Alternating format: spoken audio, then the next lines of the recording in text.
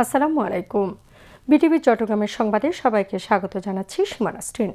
প্রথমে সংবাদ শিরোনাম। কক্সবাজারে পাতলি খাল পুনর্খনন কাজের উদ্বোধন। বিরোধী দলের উদ্দেশ্য মানুষের পাশে থাকা নয়, দেশকে অস্থিতিশীল এবং মানুষকে বিভ্রান্ত করা, বললেন প্রধানমন্ত্রী তারেক রহমান। দেশব্যাপী 25 কোটি বৃক্ষরোপণ কর্মসূচির উদ্বোধন করলেন প্রধানমন্ত্রী।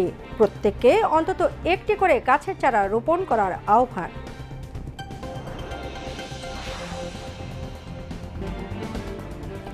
বাংলাদেশের অর্থনৈতিক কূটনীতি এখন জাতীয় অর্থনৈতিক স্বার্থ ও বিনিয়োগ অগ্রাধিকারের সঙ্গে সরাসরি যুক্ত, বললেন পররাষ্ট্রমন্ত্রী।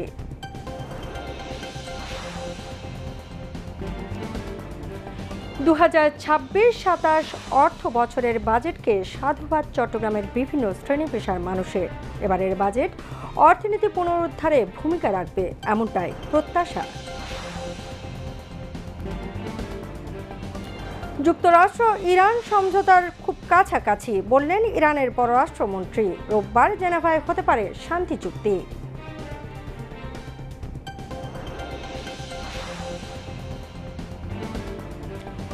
এবং বিশ্বকাপ ফুটবলে প্যারাগুয়েকে 4-1 গোলে হারিয়ে যুক্তরাষ্ট্র। এতক্ষণ সংবাদ শিরোনাম শুনলেন, এবার বিস্তারিত। কক্সবাজারে পিএমখালী ইউনিয়নের পাতলি খাল পুনর্খনন কাজের উদ্বোধন করেছেন প্রধানমন্ত্রী তারেক রহমান। এ উপলক্ষে আয়োজিত পথসভায় প্রধানমন্ত্রী তারেক রহমান বলেন, প্রতিবার বাজেট ঘোষণার পর নিত্য প্রয়োজনীয় পণ্যের দাম বাড়লেও এবার বাড়েনি। মানুষকে ভালো রাখার জন্য সরকার 60টি নিত্য প্রয়োজনীয় পণ্যের উপর থেকে ট্যাক্স প্রত্যাহার করে নিয়েছে। তিনি বলেন, বিরোধী দলের উদ্দেশ্য মানুষের পাশে থাকা নয়, দেশে অশান্তি তৈরি ও মানুষকে বিভ্রান্ত করা। শামসুল আলমের রিপোর্ট। দিনব্যাপী সফরে কক্সবাজার পৌঁছে পিএমখালী ইউনিয়নের পাতলি খাল পুনঃখনন কাজের মাধ্যমে সফরের কার্যক্রম শুরু করেন প্রধানমন্ত্রী তারেক রহমান। পাতলি খাল পুনঃখনন কাজের উদ্বোধনের পর বাবার পদাঙ্ক অনুসরণ করে খালে নেমে কোদাল দিয়ে নিজ হাতে মাটি কাটেন তারেক রহমান। পরে খালের পাড়ে রোপণ করেন গাছের চারা। পরে এ উপলক্ষে আয়োজিত পথসভায় যোগ দেন প্রধানমন্ত্রী তারেক রহমান। বক্তব্যে প্রধানমন্ত্রী বলেন, প্রতিবার বাজেট ঘোষণার পর নিত্য প্রয়োজনীয় পণ্যের দাম বাড়লেও এবার তা বাড়েনি। মানুষকে ভালো রাখার জন্য সরকার 60টি পণ্যের উপর থেকে ট্যাক্স প্রত্যাহার করে নিয়েছে।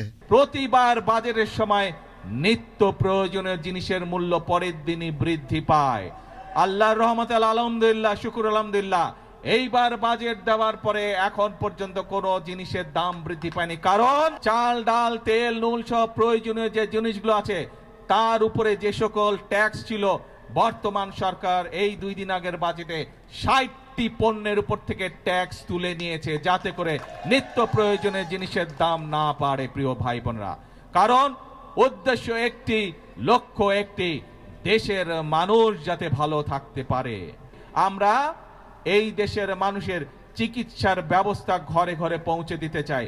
মানুষ যাতে চিকিৎসা সুবিধা পায়, মানুষ যাতে স্বল্প মূল্যে ওষুধ পেতে পারে, তার জন্য আমরা ব্যবস্থা গ্রহণ করছি। এবং সেই জন্যই অনেকগুলো চিকিৎসা ব্যবস্থার অনেকগুলোর উপরে আগের সরকারগুলো ট্যাক্স রেখে গিয়েছিল, ভ্যাট দিয়ে গিয়েছিল, আমরা সেই ট্যাক্সগুলো আমরা উঠিয়ে নিয়েছি। বাজেট নিয়ে বিরোধী দলের অবস্থান সম্পর্কে প্রধানমন্ত্রী বলেন, তাদের উদ্দেশ্য মানুষের পাশে থাকা নয়, তাদের উদ্দেশ্য হলো দেশে অশান্তি তৈরি ও মানুষকে বিভ্রান্ত করা। বিরোধী দল দেখলাম বলছে যে এই বাজেট তারা মানে না, গণবিরোধী বাজেট মানে না। যেই বাজেটে ট্যাক্স কমানো হয় সেই বাজেটও বিরোধী দল মানে না। যেই বাজেটে মদের দাম বাড়ানো হয়, যেই বাজেটে সিগারেটের দাম বাড়ানো হয়, সেই বাজেটও বিরোধী দলের পছন্দ নয়। তাদের লক্ষ্য বা উদ্দেশ্য দেশের মানুষের পাশে দাঁড়ানো নয়, তাদের উদ্দেশ্য একটাই, তাদের লক্ষ্য একটাই, সেটা হচ্ছে দেশের মধ্যে একটি অস্থিতিশীলতা, অশান্তি তৈরি করা, মানুষকে বিভ্রান্ত করা।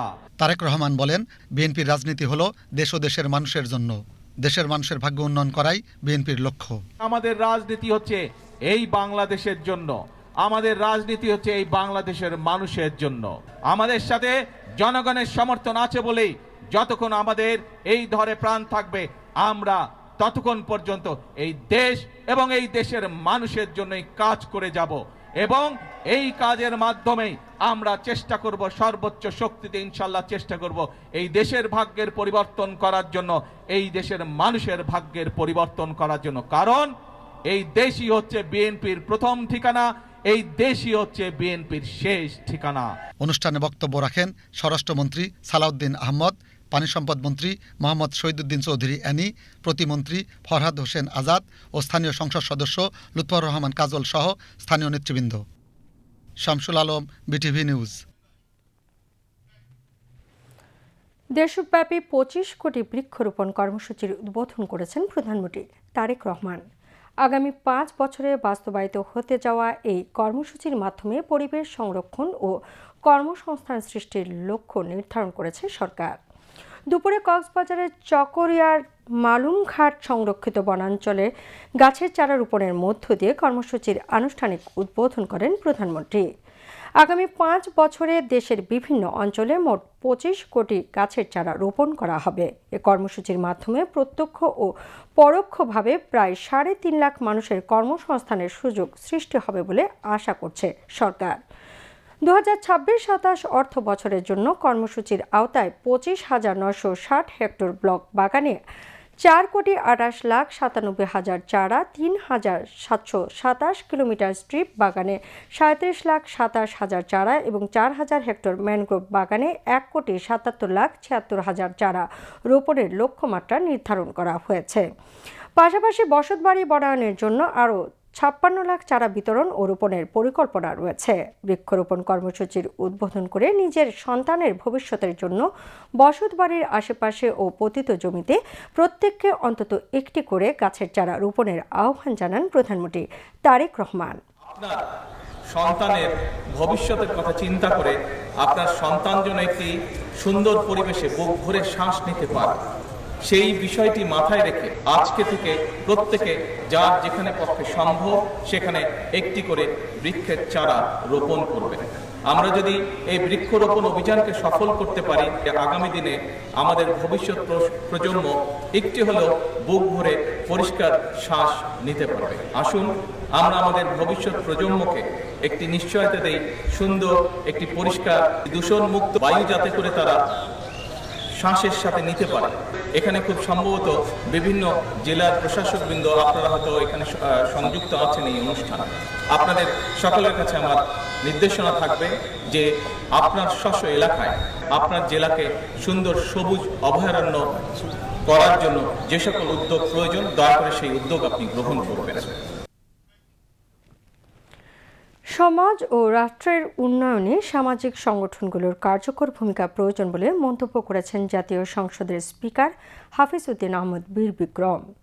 আজ রাজধানীর একটি হোটেলে সেবামূলক সংগঠন লায়ন্স ইন্টারন্যাশনালের 39তম বার্ষিক মাল্টিপল ডিস্ট্রিক্ট কনভেনশন 2026-এর উদ্বোধনী অনুষ্ঠানে তিনি একথা বলেন। স্পিকার বলেন, টেকসই উন্নয়ন নিশ্চিত করতে রাষ্ট্রীয় উদ্যোগের পাশাপাশি সামাজিক সংগঠনগুলোকেও দায়িত্বশীল ভূমিকা পালন করতে হবে। তিনি বলেন, সমাজের পিছিয়ে পড়া মানুষের কল্যাণে এবং মানবিক মূল্যবোধ প্রতিষ্ঠায় লায়ন্স ইন্টারন্যাশনালের মতো সংগঠনগুলো গুরুত্বপূর্ণ অবদান রাখছে। এ সময় লায়ন্স ইন্টারন্যাশনালের বিভিন্ন সেবামূলক ও মানবিক কার্যক্রমের প্রশংসা করে সমাজ কল্যাণমূলক কাজে আরও বেশি মানুষকে সম্পৃক্ত হওয়ার আহ্বান জানান তিনি। আমি বিশ্বাস করি সমাজ ও রাষ্ট্রের উন্নয়নে সরকারি উদ্যোগের পাশাপাশি এ ধরনের স্বেচ্ছাসেবী সংগঠনের ভূমিকা অত্যন্ত গুরুত্বপূর্ণ। বাংলাদেশে লায়ন্স ইন্টারন্যাশনাল অত্যন্ত সুসংগঠিতভাবে মানব কল্যাণমূলক কার্যক্রম পরিচালনা করছেন। সমাজের সুবিধাবঞ্চিত মানুষের পাশে দাঁড়িয়ে আপনাদের এই নিরলস প্রচেষ্টা নিঃসন্দেহে প্রশংসনীয়। বাণিজ্য, বিনিয়োগ ও অর্থনৈতিক কূটনীতিতে বাংলাদেশের আগামী দিনের রোডম্যাপ নির্ধারণে আজ রাজধানীতে অনুষ্ঠিত হয়েছে একটি উচ্চ পর্যায়ের আন্তর্জাতিক সম্মেলন। পররাষ্ট্র মন্ত্রণালয় ও বিডার যৌথ উদ্যোগে আয়োজিত এই সম্মেলনে দেশি বিদেশি নীতি নির্ধারক, কূটনীতিক, উন্নয়ন অংশীদার ও বিনিয়োগকারীরা অংশ নেন। বিস্তারিত জানাচ্ছেন গোলাম মুর্তজা। বৈশ্বিক অর্থনীতির পরিবর্তিত বাস্তবতায় ঝুঁকি মোকাবেলা করে প্রবৃদ্ধির নতুন পথ খুঁজতে রাজধানীতে আয়োজন করা হয় roadmap for trade, growth and economic diplomacy conference 2026। পররাষ্ট্র মন্ত্রণালয় ও বাংলাদেশ বিনিয়োগ উন্নয়ন কর্তৃপক্ষ বিডার যৌথ আয়োজনে অনুষ্ঠিত সম্মেলনে অংশ নেন বিভিন্ন মন্ত্রণালয়ের মন্ত্রী, উপদেষ্টা, বিভিন্ন দেশের রাষ্ট্রদূত, আন্তর্জাতিক উন্নয়ন সংস্থা, বহুজাতিক প্রতিষ্ঠানের প্রতিনিধি এবং ব্যবসায়ী নেতারা। সম্মেলনের উদ্বোধন করেন পররাষ্ট্রমন্ত্রী ডক্টর খলিলুর রহমান। তিনি বলেন, বাংলাদেশের অর্থনৈতিক কূটনীতি এখন জাতীয় অর্থনৈতিক স্বার্থ ও বিনিয়োগ অগ্রাধিকারের সঙ্গে সরাসরি যুক্ত। To begin with, we fully recognize that economic resilience needs to be built on firm grounds. Therefore, our immediate priority is to restore full confidence and trust. We want to assure our citizens, our local business community, and our international partners that Bangladesh is stable, predictable, and open for business. Our foreign policy will remain anchored in the foundational principle of friendship. সম্মেলনে বাংলাদেশের বিনিয়োগ সম্ভাবনা, চলমান সংস্কার এবং আন্তর্জাতিক অংশীদারদের জন্য নতুন সুযোগ তুলে ধরেন বিডা নির্বাহী chairman Chowdhury Ashik Mahmud bin Harun. You've seen a budget come out. I hope you agree with me and the rest of the community. That's probably one of the most investor-friendly budgets we've seen in a long time. There are numerous cases of deregulation that has been put through the budget. সম্মেলনে আরও বক্তব্য রাখেন স্থানীয় সরকার মন্ত্রী ও বিএনপির মহাসচিব মির্জা ফখরুল ইসলাম আলমগীর। দেশের অর্থনৈতিক অগ্রযাত্রাকে আরও গতিশীল করতে বিদেশি বিনিয়োগকারীদের বাংলাদেশে বিনিয়োগের আহ্বান জানান তিনি। We invite you to invest in our vision. Trust me, you will not regret. দিনব্যাপী সম্মেলনের প্রথম প্ল্যানারি অধিবেশন দ্য পলিসি কম্পাসে অর্থনৈতিক কূটনীতি, বাজার সম্প্রসারণ, এলডিসি উত্তরণ এবং বিনিয়োগ বান্ধব পরিবেশ নিয়ে আলোচনা হয়। অংশ নেন পররাষ্ট্র প্রতিমন্ত্রী শামা ওবায়দ ইসলাম, প্রধানমন্ত্রীর পররাষ্ট্র বিষয়ক উপদেষ্টা হুমায়ুন কবির এবং শিক্ষা, প্রবাসী কল্যাণ, শ্রম ও কর্মসংস্থান বিষয়ক উপদেষ্টা ডক্টর মাহাদি আমিন। দ্বিতীয় অধিবেশন ক্যাপিটাল ফর গ্রোথে অর্থমন্ত্রী আমির খসরু মাহমুদ চৌধুরীর নেতৃত্বে অর্থায়ন সংস্কার, ব্যবসা সহজীকরণ, ডিজিটাল আর্থিক অবকাঠামো ও বিদেশি বিনিয়োগ আকর্ষণের কৌশল নিয়ে আলোচনা হয়। এবং তৃতীয় অধিবেশন দ্য নিউ স্টেজে কৃত্রিম বুদ্ধিমত্তা, সৃজনশীল শিল্প ও ক্রীড়াকে ভবিষ্যৎ অর্থনৈতিক প্রবৃদ্ধির নতুন চালিকা শক্তি হিসেবে তুলে ধরা হয়। বিশ্বব্যাংক, এডিবি, এআইআইবি, আইডিবি ও আইএমএফ সহ আন্তর্জাতিক সংস্থার প্রতিনিধিরাও সম্মেলনে অংশ নেন। সম্মেলন শেষে অংশগ্রহণকারীদের কাছ থেকে পার্টনার এনগেজমেন্ট নোট আহ্বান করা হয়। এসব সুপারিশের ভিত্তিতে আগামী মাসগুলোতে ধারাবাহিক রাউন্ড টেবিল বৈঠকের মাধ্যমে বাণিজ্য, বিনিয়োগ ও প্রযুক্তি সহযোগিতা আরও জোরদারের উদ্যোগ নেওয়া হবে বলে জানায় আয়োজকরা। গোলাম মুর্তুজা, বিটিভি নিউজ, ঢাকা। তথ্য ও সম্প্রচার মন্ত্রী জহির উদ্দিন স্বপন বলেছেন, স্বাধীনতার পক্ষ বিপক্ষ শক্তির কৃত্রিম মেরুকরণকে ভেঙে দিয়ে যেভাবে ফ্যাসিবাদকে বিদায় করা হয়েছে, সেভাবেই যে কোনো কৃত্রিম বয়ানকে রুখে দেওয়া হবে। তিনি আজ রাজধানীর ডিপ্লোমা ইঞ্জিনিয়ার্স ইনস্টিটিউশনে আমরা বাংলাদেশের সংগঠন আয়োজিত দেশ গঠনে স্বাক্ষরিত জুলাই সনদের বাস্তবায়ন শীর্ষক আলোচনা সভায় এসব কথা বলেন। সংগঠনের আহ্বায়ক সৈয়দ এহসানুল হুদার সভাপতিত্বে অন্যান্যের মধ্যে বিশিষ্ট অর্থনীতিবিদ মাহফুজুল্লাহ খান, প্রবাসী কল্যাণ ও বৈদেশিক কর্মসংস্থান প্রতিমন্ত্রী নুরুল হক নূর, সংসদ সদস্য শাহাদাত হোসেন সেলিম, বিপ্লবী ওয়ার্কার্স পার্টির সাধারণ সম্পাদক সাইফুল হক সহ রাজনীতিবিদ ও বিশিষ্ট ব্যক্তিবর্গ বক্তব্য রাখেন। আলোচনা সভায় প্রতিমন্ত্রী নুরুল হক নূর বলেন, যে কোনো সংকট বা পরিস্থিতিতে সংসদে সরকার ও বিরোধী দলের আলোচনার মাধ্যমে সমাধান হওয়া উচিত। তথ্য ও সম্প্রচার মন্ত্রী বলেন, দক্ষিণ এশীয় আঞ্চলিক সহযোগিতা সংস্থা সার্কের কার্যকারিতা যারা চায় না, তাদের মুখে অন্য যে কোনো ঐক্যের কথা সন্দেহের চোখে দেখা হবে।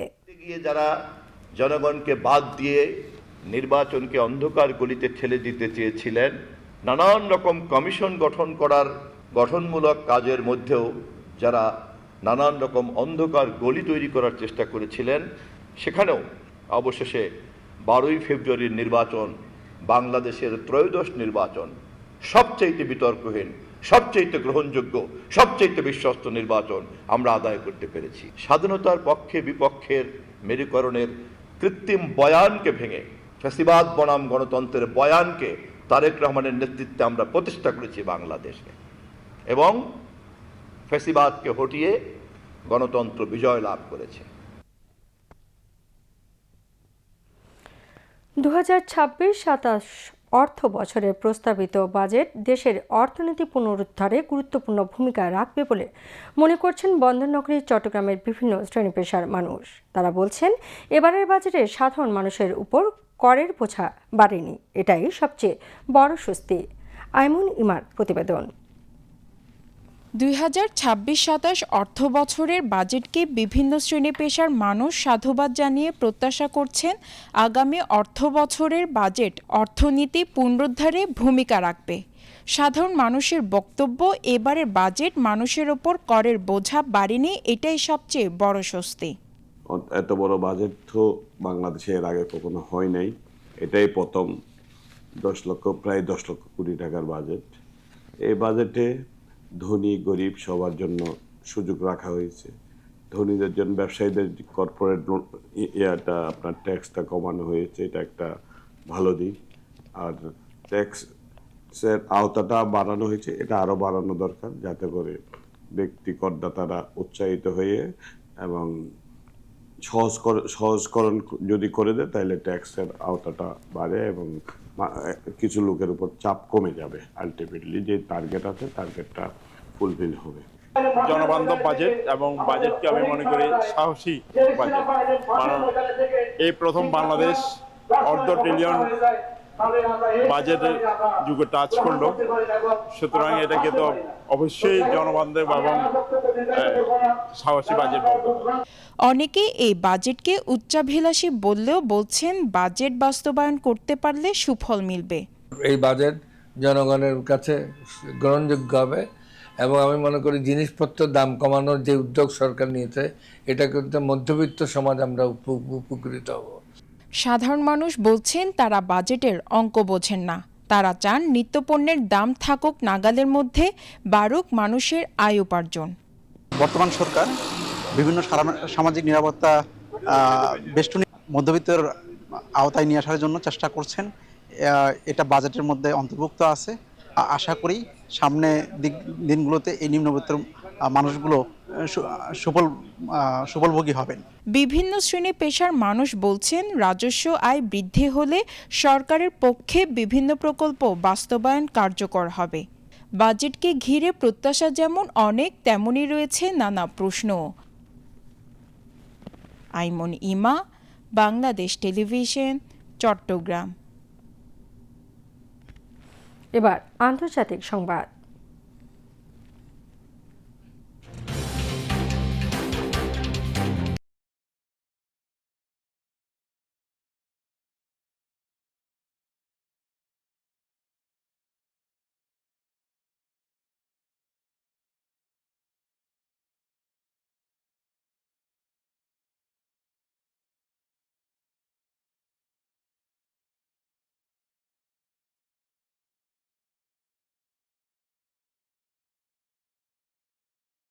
ইরান চুক্তির আওতায় বিশ্ব বাণিজ্যের জন্য অত্যন্ত গুরুত্বপূর্ণ হরমুজ প্রণালী পুনরায় খুলে দেওয়ার পাশাপাশি ইরানের উপর থেকে মার্কিন নিষেধাজ্ঞা প্রত্যাহারের বিষয় রয়েছে।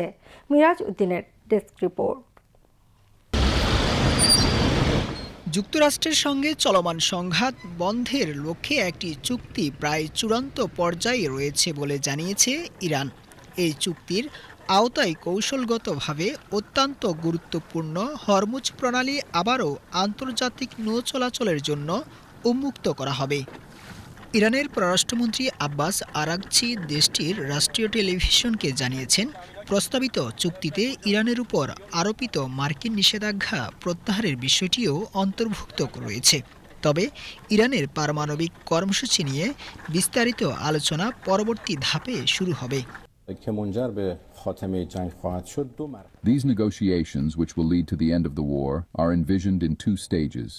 The first stage is a memorandum of understanding to be signed between Iran and the United States. Then, negotiations for the second stage will begin, and subsequently, in the second stage, we will have a final agreement. We postponed the nuclear issue to the final agreement for various reasons, as it was truly impossible to discuss it under current circumstances. The demands they had were in no way acceptable. এদিকে ইরানের রাষ্ট্রীয় গণমাধ্যমের বরাতে জানা গেছে, দেশটির সর্বোচ্চ নিরাপত্তা নীতি নির্ধারণী সংস্থা সুপ্রিম ন্যাশনাল সিকিউরিটি কাউন্সিলের সদস্যদের মধ্যে চুক্তির চূড়ান্ত শর্তাবলী নিয়ে ভিন্নমত রয়েছে। ফলে এখনো এই বিষয়ে আনুষ্ঠানিক ঐক্যমত্য পৌঁছানো সম্ভব হয়নি। পররাষ্ট্রমন্ত্রী আব্বাস আরাগচি বলেন, চুক্তির বিষয়ে বিভিন্ন মতামত পর্যালোচনা করা হচ্ছে এবং এখনই কোনো চূড়ান্ত সিদ্ধান্ত ঘোষণা করা যাচ্ছে না। তিনি বলেন, আপাতত আমাদের অপেক্ষা করতে হবে। বিশ্লেষকদের মতে যুদ্ধবিরতির মেয়াদ বাড়ানো এবং ইরানের পারমাণবিক কর্মসূচি সহ গুরুত্বপূর্ণ বিষয়গুলো নিয়ে আলোচনার পথ সুগম করতেই এই চুক্তির উদ্যোগ নেওয়া হয়েছে। তবে আলোচনার এই প্রক্রিয়ায় ইসরায়েলও অংশ নেয়নি। Mirajuddin, BTV news. ফিলিপাইনের দক্ষিণাঞ্চলে চলতি সপ্তাহে আঘাত হানা শক্তিশালী ভূমিকম্পে মৃতের সংখ্যা বেড়ে 61 জনে পৌঁছেছে। আজ এক প্রতিবেদনে এ তথ্য জানিয়েছে দেশটির কর্তৃপক্ষ। সেই সঙ্গে সবচেয়ে ক্ষতিগ্রস্ত এলাকাগুলোতে এখনও উদ্ধার অভিযান অব্যাহত রয়েছে বলে জানানো হয়েছে। দেশটির সিভিল ডিফেন্স অফিস ওসিডি জানায়, ক্ষতিগ্রস্ত বিভিন্ন এলাকা থেকে আরও কয়েকটি মরদেহ উদ্ধার হওয়ার মৃতের সংখ্যা বেড়েছে। স্থানীয় সংবাদ মাধ্যম জিএমএ নিউজের খবরে বলা হয়েছে, এখন পর্যন্ত 33 জন নিখোঁজ রয়েছেন এবং আহত হয়েছেন 1221 জন। কর্তৃপক্ষ জানিয়েছে, ভূমিধস ও ভবনের ধ্বংসাবশেষের নিচে আটকে পড়া মানুষদের খুঁজে বের করতে উদ্ধার ও তল্লাশি কার্যক্রম চলছে। তবে বারবার আফটার শক ঝুঁকিপূর্ণ ভবন এবং ক্ষতিগ্রস্ত সড়কের কারণে উদ্ধার কাজ ব্যাহত হচ্ছে। প্রাথমিক মূল্যায়নে দেখা যাচ্ছে, ভূমিকম্পে 8,865টি বাড়ি সম্পূর্ণ ধ্বংস হয়েছে এবং আরও 36,691টি বাড়ি আংশিক ক্ষতিগ্রস্ত হয়েছে। বিশ্বের প্রথম ট্রিলিয়নিয়ার হলেন ইলন মাস্ক।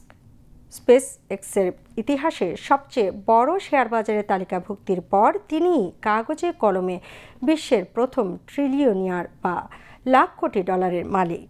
মাস্কের ব্যবসায়িক সাম্রাজ্যের কেন্দ্রবিন্দু স্পেস এক্স রকেট, স্যাটেলাইট ও কৃত্রিম বুদ্ধিমত্তা নিয়ে কাজ করা এই প্রতিষ্ঠান গতকাল প্রাথমিক শেয়ার বিক্রির মাধ্যমে রেকর্ড 75 বিলিয়ন বা 7,500 কোটি ডলার সংগ্রহ করেছে।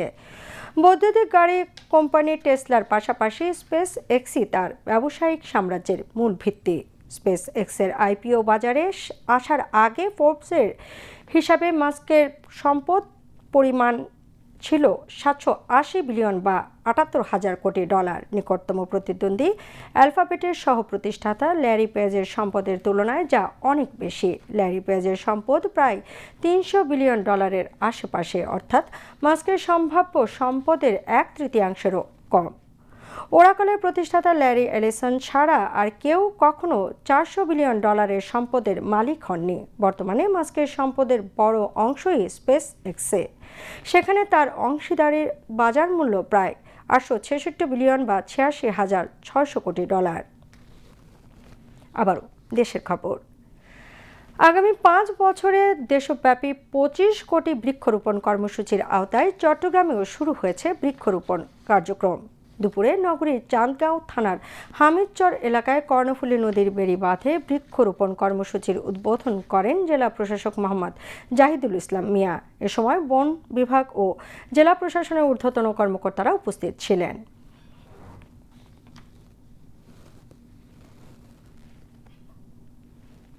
এবার সংবাদের সত্যতা যাচাই ভিত্তিক পরিবেশনা ফ্যাক্ট চেক, সত্য জানুন।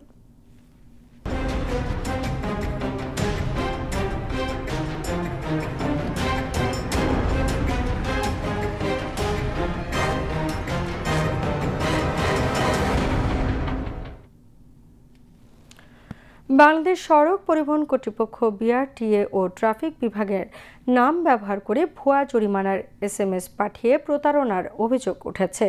আইন শৃঙ্খলা রক্ষাকারী বাহিনী বলছে, এসব বার্তার বড় অংশই প্রতারক চক্রের ফাঁদ হতে পারে। বিস্তারিত জানাচ্ছেন মিরাজউদ্দিন। সম্প্রতি অনেক নাগরিকের মোবাইল ফোনে ট্রাফিক আইন লঙ্ঘনের অভিযোগে মামলা ও জরিমানা সংক্রান্ত SMS পাঠানো হচ্ছে। বার্তাগুলোতে একটি ওয়েবসাইটে প্রবেশ করে নির্ধারিত অর্থ পরিশোধের নির্দেশ দেওয়া হয়। তবে সংশ্লিষ্ট কর্তৃপক্ষ জানিয়েছে, এসব বার্তার সত্যতা যাচাই না করে কোনো ধরনের লেনদেন করা ঝুঁকিপূর্ণ। এ ধরনের SMS নিয়ে সামাজিক যোগাযোগ মাধ্যমেও ব্যাপক আলোচনা শুরু হয়েছে। অনেকেই দাবি করছেন, নিয়ম মেনে গাড়ি চালানোর পরেও কিংবা কোনো যানবাহনের মালিক না হয়েও তারা এমন নোটিশ পেয়েছেন। ফলে বিষয়টি নিয়ে জনমনে উদ্বেগ তৈরি হয়েছে। এই প্রেক্ষাপটে ঢাকা মহানগর পুলিশের ট্রাফিক বিভাগ গত 25শে মে এক সতর্ক বার্তায় জানায়, ভুয়া SMS পাঠিয়ে অর্থ হাতিয়ে নেওয়ার চেষ্টা করছে একটি সংঘবদ্ধ প্রতারক চক্র। ট্রাফিক বিভাগ আরও জানায়, গত 7 মে থেকে রাজধানীর বিভিন্ন গুরুত্বপূর্ণ মোড়ে পরীক্ষামূলকভাবে কৃত্রিম বুদ্ধিমত্তা ভিত্তিক বা AI ক্যামেরা ব্যবহার শুরু হয়েছে। এসব ক্যামেরা ট্রাফিক আইন লঙ্ঘনের ঘটনা শনাক্ত করতে সক্ষম হলেও বর্তমান প্রাপ্ত তথ্য ম্যানুয়ালি যাচাই করা হচ্ছে। নীতিমালা অনুযায়ী যাচাই শেষে গাড়ির মালিকের নিবন্ধিত ঠিকানায় ডাকযোগে নোটিশ পাঠানো হবে। সরকারি নোটিশে দায়িত্বপ্রাপ্ত কর্মকর্তার স্বাক্ষর থাকা বাধ্যতামূলক বলেও জানিয়েছে কর্তৃপক্ষ। জরিমানা পরিশোধের ক্ষেত্রে অনুমোদিত অনলাইন ব্যাংকিং ও সরকারি মাধ্যম ব্যবহার করতে হবে। অপরিচিত ওয়েবসাইটে প্রবেশ বা সন্দেহজনক লিঙ্কে ক্লিক করে অর্থ পরিশোধ না করারও পরামর্শ দেওয়া হয়েছে। কর্তৃপক্ষ বলছে, এ ধরনের সন্দেহজনক বার্তা পেলে সংশ্লিষ্ট ট্রাফিক কন্ট্রোল রুমে যোগাযোগ করে তথ্য যাচাই করা উচিত। Mirajuddin, BTV news. এবার আবহাওয়ার খবর।